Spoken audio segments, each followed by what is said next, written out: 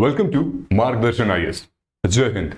So 20 plus question has been asked from directly one source.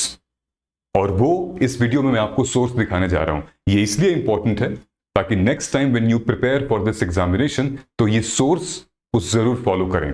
Next time if you are preparing for 2026 और 2027 then इस source को जरूर follow करें. क्यों जरूरी है फॉलो करना? ताकि हमें पता होना चाहिए कि exam oriented and then examiners mindset को किस तरीके से समझा जाए और वो सोर्स को फॉलो करें ताकि हमारी ऐसे क्वेश्चंस मिस ना हो. ठीक है, मैं उम्मीद कर रहा था कि लगभग 20 से भी ज्यादा क्वेश्चंस आएंगे, लगभग 30 प्लस क्वेश्चंस इस सोर्स से आएंगे, but unfortunately UPSC has tricked everybody. बहुत सारी चीजें इस पेपर में चेंज हुई हैं, बहुत मिथ्स भी ब्रेक हुए हैं, but I am not going to talk more on that angle, लेकिन just would like to focus on की डायरेक्टली कौन कौन से क्वेश्चन सोर्स से आए हैं जिसकी मैं बात कर रहा हूं. Okay, so let us get started. Number 1, देखो सबसे पहले ये क्वेश्चन है यूपीएससी सीएससी 2025 का 73 सेट डी है. क्वेश्चन क्या पूछ रहा है? The irrigation device called araghatta was what? I mean, the right answer is yes. Large wheel with earthen pots tied to the outer ends of its spokes. ठीक है, exactly same question came in UPSC CSE 2016 with reference to the economic history of medieval India. The term aragata refers to what? तो आप कहेंगे water wheel used in the irrigation of land, which means PYQ? No, I mean yes, PYQ is the source, but और क्या ऐसा source है जहां से 20 question फंसे हैं? ठीक है, और देख लेते हैं. ये देखिए, यही है वो अरागटा, पुराने जमाने का मेडिवल टाइम का अरागटा. ये व्हील है, ठीक है, ये जो ऊपर बल्ब दिख रहा है ढक्कन टाइप का, ये स्पोक्स इसके लगे हुए, चलती है तो पानी इसमें से निकल कर आता है. ठीक है, अब आगे आते हैं. 2019 में एक क्वेश्चन आया था, movement and organisation 1, 2 and 3 leader उनके कौन कौन से थे? तो अगर आप देखेंगे self respect movement EV Ramaswamy Naicker. ठीक, यहां पर क्या है? Who among the following was the founder in self respect movement? ये 2025 का है, इस साल का है. ठीक है, who was the founder? He. So directly came. Okay, again source ये भी नहीं है, सोर्स तो आई मीन पीवाईक्यू तो है, लेकिन क्या है देखो, और उसी सोर्स से मैम ने, आद्या मैम ने उसी सोर्स से पढ़ाया है.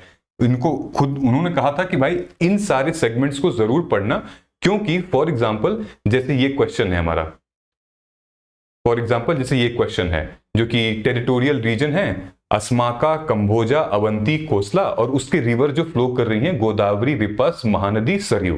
ठीक है, तो मैम ने ऑलरेडी, जब हम जिस सोर्स से ये पढ़ा रही हैं उस सोर्स में इन्होंने ऑलरेडी बताया था कि famous places in their kingdoms and their location, famous places regarding to Buddha's life and all. So indirectly it was there, but the questions remains the same, it was there. ठीक है, अब हम लोग आगे आते हैं. तो ये वही सोर्स है जिसके थ्रू ये एक एस्पिरेंट की कॉपी है. ठीक है, ये एक एस्पिरेंट की कॉपी है जिसने उस सोर्स के through ancient history, ancient India की एनालिसिस की, प्रीवियस ईयर क्वेश्चन की, और उस सोर्स ने क्या किया? सही, मतलब कि आप देखेंगे इस एस्पिरेंट ने कितनी मेहनत की है. ये देखिए, हर 2020 के क्वेश्चन का सिलेबस लिखा है, टॉपिक लिखा है, थीम लिखा है, रॉन्ग स्टेटमेंट को राइट किया है, और फिर आंसर रियल लिखा है, एंड देन थ्रेड पूछा है. थ्रेड में भी लिखा है कि फैक्चुअल है, डेप्थ है.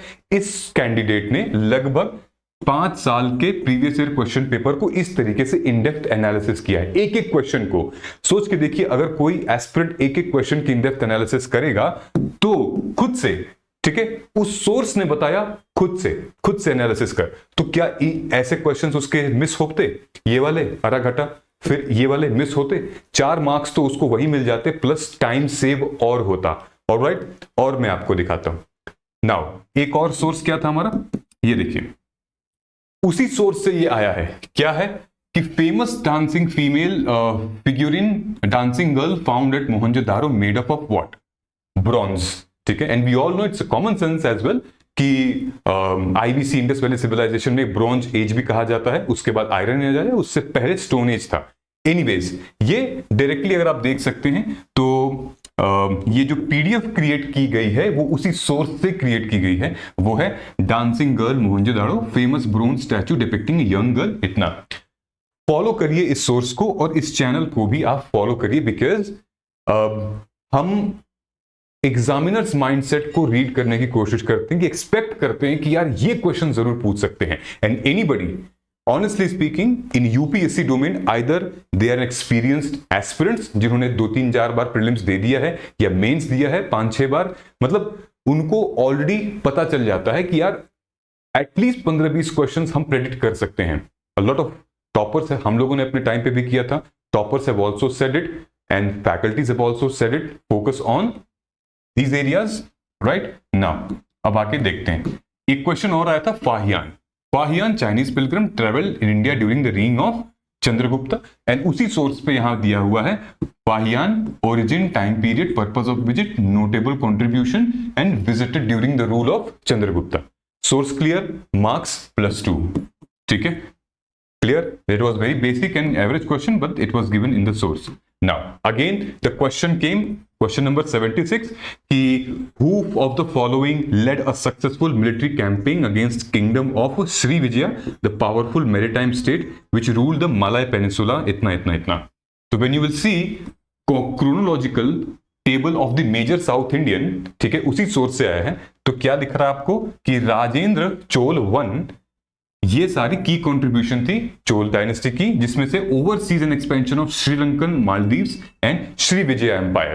तो श्री विजय एम्पायर जो है ये शैलेश डायनेस्टी हुआ करती थी उस टाइम पे, उनको हरा के इन लोगों ने काफी अच्छा कंट्रोल कर लिया था, और यही टाइम था जब ये लोग आगे बढ़ गए थे तमिल लिटरेचर का, और डाइवर्सिटी वहां बढ़ी क्योंकि ये लोग फिर इंडोनेशिया और मलय पेनिसुला पे इन लोगों ने कब्जा कर लिया था, चोल ने, ठीक है। सो एक ये था, ऑलराइट। अब आगे देखते हैं। नाउ ये भी अगर क्वेश्चन है, ये क्वेश्चन और 2014 का क्वेश्चन, मतलब कि ये क्वेश्चन बहुत ट्रिकी था, not everybody can solve it because it's has very very in depth knowledge. This question says reference to ancient India 600 से 322 बीसी। आपको ये पता होगा कि महाजनपदास की शुरुआत हो रही थी, बुद्धिज्म जैनिज्म निकल रहा था और अर्ली मौर्यन पीरियड एकदम चल रहा था, उस टाइम पे ये टेरिटरी थी, ठीक है। यहां कहीं नहीं लिखा है महाजनपदास। आपको टाइमलाइन पता होनी चाहिए तो आप कनेक्ट कर पाएंगे, ठीक है। एक तो ये भी आपकी ट्रिक है, ठीक है। अस्माका, कंबोज, अवंती, कोसला, ये हमारे यहां से पूछा है 2014 में जो क्वेश्चन पूछा था, Which of the following kingdom were associated with the life of Buddha? सिर्फ किंगडम के बारे में पूछा था, जिसमें अवंती, गांधार, खोसला एंड मगध था, ठीक है। सो ये एसोसिएटेड पूछा हुआ था, बट यहां पर भी अवंती और कोसला कॉमन है, बट इसमें ये सही है और ये सही है कोसला। इसमें इन लोगों ने रिवर पूछ लिया है कि इस एरिया में रिवर कौन सी है, ठीक है। इससे पहले मैंने एक वीडियो ली है, when you will go in our history section, history की इस वीडियो के एंड में मैंने लगा रखा है व्हाट की हिस्ट्री के पेपर की आंसर की। When you will go and click and watch that video, तो आपको इसका डिटेल आंसर पता चल जाएगा, ऑलराइट। अच्छा, ये हो गया एक। और क्या था क्वेश्चन, ये देखिए, ये क्वेश्चन सबको पता ही होगा। 15th फाइनेंस कमीशन है, 15th finance commission of India, जिसके बारे में 4 पॉइंट्स दिए हुए थे और बात कर रहा था कि इतना स्टेट्स को इतने अमाउंट दिया गया है, इतना ग्रांट करते हैं, इतना परसेंटेज है एंड ऑल, ठीक है। ये भी उसी सोर्स से मैंने किया है, ठीक है। मैंने, याद है, आप YouTube पे लिया है, जबकि मैंने ये क्वेश्चन लिया था, I analyse 200+ economy PYQs IAS prelims, इतना। आप लोगों ने देखा भी था, बहुत लोगों ने अप्रिशिएट भी किया था, और जो सब्सक्राइब नहीं किया था उससे ये मिस हो गया, ठीक है। इसीलिए कहते हैं सब्सक्राइब कर लीजिए। सो और ऑलरेडी मैंने इसमें बताया हुआ है, यहाँ पे बताया है 12th almost 13th finance commission, 14th finance commission and 15th finance commission UPSC में 2012 में, 15 में और 22 में पूछा है। मैंने ये भी बोला था कि इस साल आएगा फाइनेंस कमीशन से क्वेश्चन, क्योंकि 2-3 साल से नहीं आ रहा है। And the question came, although ये जो क्वेश्चन था थोड़ा ट्रिकी था, बट कंसेप्ट इतना अगर हमने थोड़ा सा भी पढ़ लिया होता फाइनेंस कमीशन, तो ये इजिली हम इसको रूल आउट कर देते और आंसर सही हो जाता हमारा। ये हमने उसी सोर्स से पढ़ाया है, बताया है, ठीक है। नाउ एक और क्वेश्चन था, क्या है ये क्वेश्चन? ये क्वेश्चन बता रहा है आपको कि consider the following statement. Number 1, कि अगर मेंबर ऑफ पार्लियामेंट यानी लोकसभा में अगर डिस्क्वालिफिकेशन होता है, तो क्या president decision in accordance with opinion of council of union minister ये फाइनल होगा, ये नहीं होगा, ठीक है। There is no mention of the word of political party in the constitution of India, ये लिखा हुआ है। ठीक है, आप देख लेंगे, मैंने यहां पे भी डाला हुआ है कि सेक्शन आर्टिकल 112 क्लॉज 2 के अंदर डिस्क्वालिफिकेशन के बारे में बात की गई है, और शेड्यूल 10 के रूल नंबर 6 में बात किया गया है कि क्या प्रेसिडेंट होगा या स्पीकर होगा, जिसके डिसीजन फाइनली मैटर करेंगे एमपी के डिस्क्वालिफिकेशन में। ओके, सो इसका तो आंसर वैसे नाइदर वन और नॉट टू है। ये भी चीजें मैंने उस सोर्स के थ्रू आप लोगों को बताई है, and it was very clear and concise. YouTube पे मैंने लास्ट मोमेंट पे लिया था। अभी देखिए ये क्वेश्चन क्या है, ये I will disclose the source, it's very important. With reference to the Indian polity, consider the following statement. ठीक है, क्या था स्टेटमेंट? गवर्नर से रिलेटेड, ठीक है, governor of state is not answerable to any court for the exercise and performance of powers and duties. ठीक है, फिर नो क्रिमिनल प्रोसीडिंग, यानी कि गवर्नमेंट के एक तो ड्यूटी से ऊपर और दूसरा उसके डिस्क्वालिफिकेशन से ऊपर, नो क्रिमिनल प्रोसीडिंग। ये तो आपके लक्ष्मीकांत में साफ साफ दिया हुआ है। When you will read Lakshmikant, it's there only. Anyways, ठीक है, members of state legislature are not liable to any proceedings in the court in respect to the house. ये अभी हम सॉल्व नहीं कर रहे हैं इसको। ठीक है, ये देखिए 26 फिर से क्वेश्चन आया हुआ है प्रेसिडेंट। सो गवर्नर प्रेसिडेंट हमने कई मर्तबा अपने यूट्यूब वीडियोज में और सेशंस में बताया हुआ है, प्लीज पढ़ना। तो गवर्नर प्रेसिडेंट में पार्डनिंग पावर पूछा गया है। Pardoning power is the very common question. ठीक है, ये कहूंगा कि ये तो अगर आपने गलत किया है तो ये हमारे रिवीजन में मिस्टेक हो रही है ना। तो pardoning power of the president which we have already been said की पढ़ो। अब फॉर एग्जांपल हमने उस सोर्स में आपको ऑलरेडी बताया था, ये है वो सोर्स। ठीक है, ये है कि गवर्नर के इतने क्वेश्चंस करने हैं हमें। क्या थे? गवर्नर्स के power, efficiency, tension between state, governor का अपॉइंटमेंट एंड रिमूवल। ठीक है, and then governors relation with scheduled areas. Okay, same president related, जैसे हमने डिस्क्रिशनरी पावर प्रेसिडेंट का, प्रेसिडेंट के इलेक्शन पे काफी क्वेश्चंस आए हुए थे, and constitutional provisions of president, central state relationship. भाई पढ़ेंगे तो हम सब कुछ पढ़ेंगे जिसमें कि वो भी आ जाएगा। तो अगर हमने गवर्नर और प्रेसिडेंट के बारे में इतनी सारी चीजें पढ़ ली हैं तो वो सारी चीजें हमारी आंसर हो सकती थी। ठीक है, so what is the real source? The real source now is the PYQ Astra. Previous year question paper Astra. PYQ Astra is the program which is the short program which we introduced month back. December में हम लोगों ने introduce किया था, and a lot of people they have bought the program, and in fact जो aspirants हमारे paid mentorship program में थे उनको भी हमने बैठ के PYQs खूब करवाए हैं। ठीक है, so हाँ, अगर किसी को याद ना हो करने के बाद, that is different thing, but revision of your PYQ is also important. ये जितनी भी चीजें थी हमने प्रीवियस ईयर क्वेश्चन करवाए हुए हैं based on what examiners mindset is. ठीक है, साइमल्टेनियसली पीवाईक्यू के अंदर भी एक कंटेंट है। ठीक है, पीवाईक्यू के अंदर और उसके बाद भी जहां पर हम इसके बारे में बात कर रहे हैं, ये हमारा जो कंटेंट है UPSC revision short notes. This is really holy grail. Last moment पे ये शॉर्ट नोट्स बहुत काम आते हैं, और अभी तो हमने लगभग हिस्ट्री का और पॉलिटी का ही किया था तो कुछ हिस्सा मिला, लेकिन काफी क्वेश्चंस निकले हुए हैं इसमें से।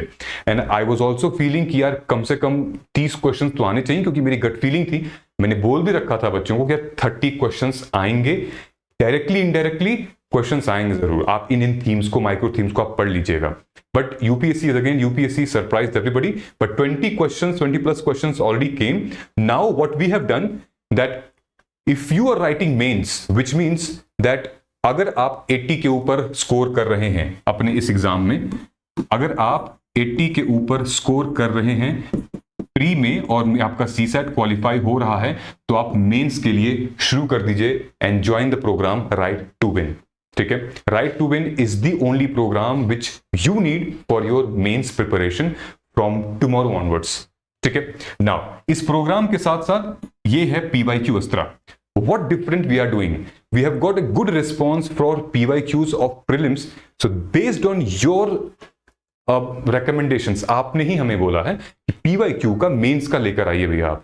So we have come up with previous year question paper of mains analysis, और ये उसका भी बहुत बड़ा रूप है। सोच के देखिए how many papers are there in mains, and every paper का हम लोगों ने इन डेप्थ एनालिसिस लास्ट 11 साल के पीवाईक्यू से किया है और रिकॉर्डेड वीडियोस भी हैं।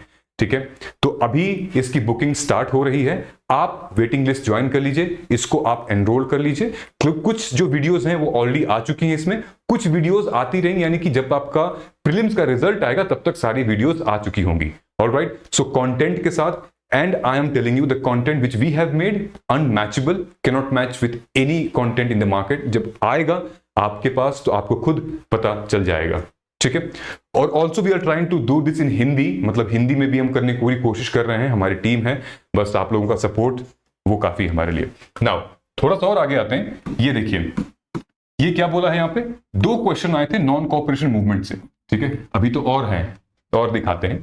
2 क्वेश्चन आए थे नॉन कोऑपरेशन मूवमेंट से। एक तो आया था कि उसके फीचर्स क्या क्या थे नॉन कोऑपरेशन मूवमेंट के, और एक तो आया था कि इन दोनों में से कौन से स्टेटमेंट सही हैं कि नॉन कोऑपरेशन मूवमेंट में ये हुए थे। ठीक है, मैं क्वेश्चन पढ़ नहीं रहा हूं क्योंकि ऑलरेडी हमने, आपको भी पता है, आपने भी पढ़ा हुआ है, कर लिया है आपने।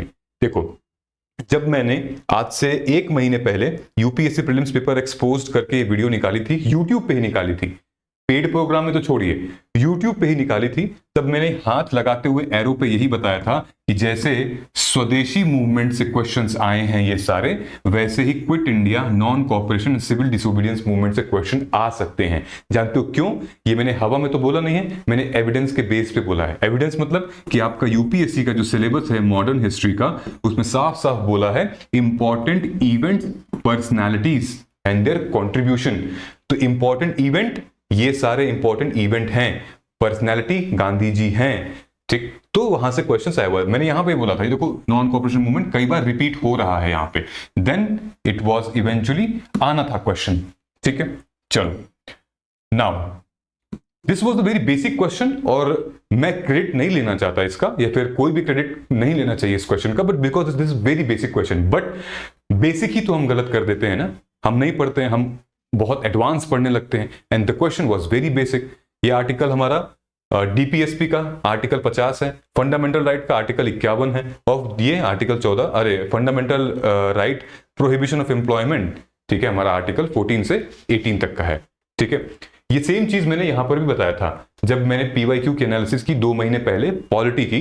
इस वीडियो में मैंने बताया है कि जैसे डीपीएसपी से क्वेश्चंस आ रहे हैं, वैसे fundamental right preamble 7th schedule से क्वेश्चंस बन सकते हैं, एंड यू सी इस बार 7th शेड्यूल से क्वेश्चंस बने हुए हैं।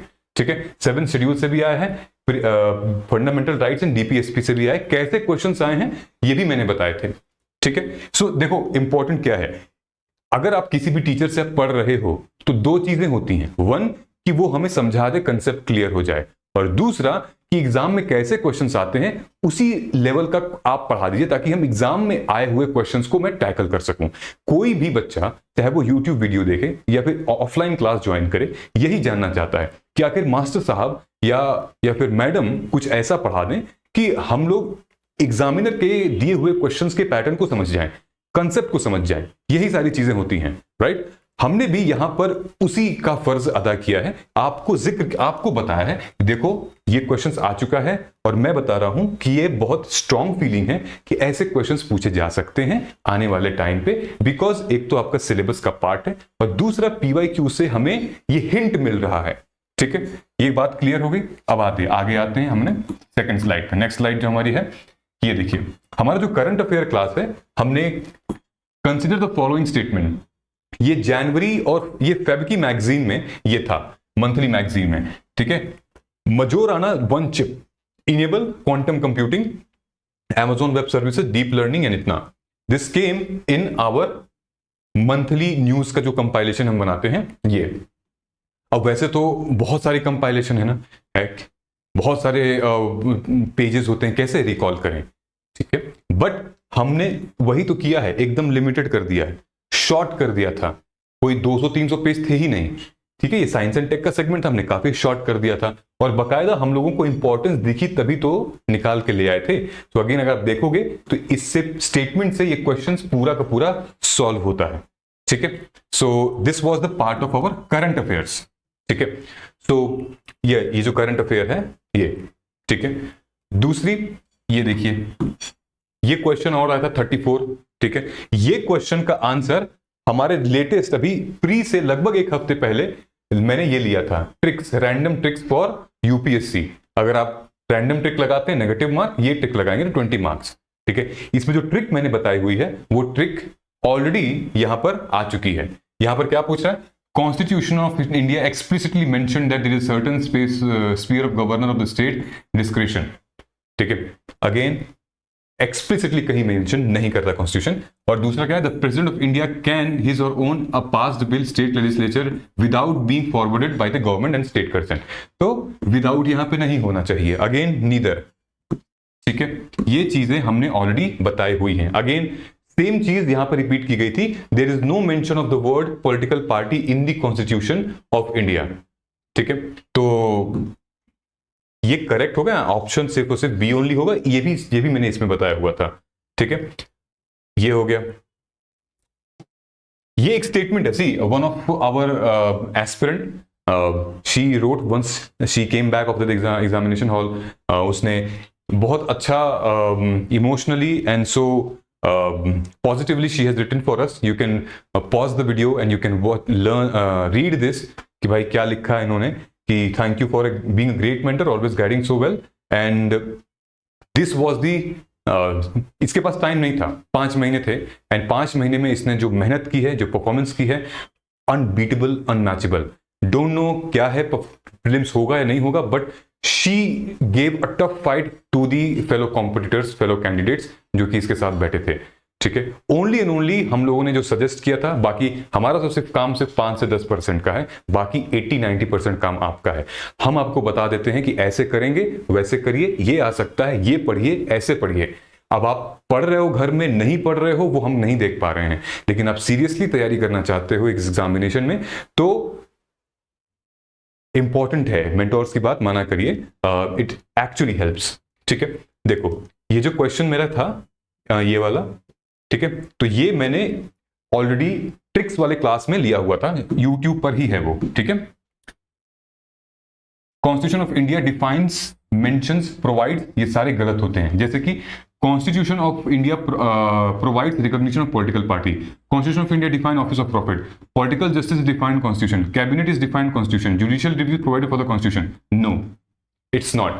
I'm sure कि अगर ये वीडियोस यूपीएससी तक पहुंच जाएगी तो अगले साल से ये भी हटा देंगे। ठीक है, लेकिन these are the tricks कि हमें याद रखनी है ट्रेंड के हिसाब से। मतलब पता रहेगा तो ठीक है, नहीं आ रही तो कोई बात नहीं, उसमें हमारा क्या जा रहा है। Alright, now see these 2 questions. The 2 questions, ये जनवरी का है क्वेश्चन और ये है हमारा 2025 का क्वेश्चन है। ये क्वेश्चन आता है हमारे कि आइसोथर्म्स जो हैं वो ओशन करंट और लैंड ओशन करंट में क्या कॉन्ट्रास्ट है उनका। ठीक है, which of the following is are correct inferences from isothermal maps in month of January. ठीक है, तो यहां बोल रहा है isotherm deviates to the north over the ocean. Same isotherm का क्वेश्चन यहां पर आया हुआ है। ठीक है, ये क्वेश्चन हमारा है कि जनवरी में northern hemisphere isotherms bend equator while crossing the land masses, इतना इतना जनवरी air over the ocean. So again मैं सॉल्व नहीं कर रहा हूं, मैं आपको ये बता रहा हूं कि इस क्वेश्चन में पूछ रहा है कि why isotherm based bend based on surface temperature difference.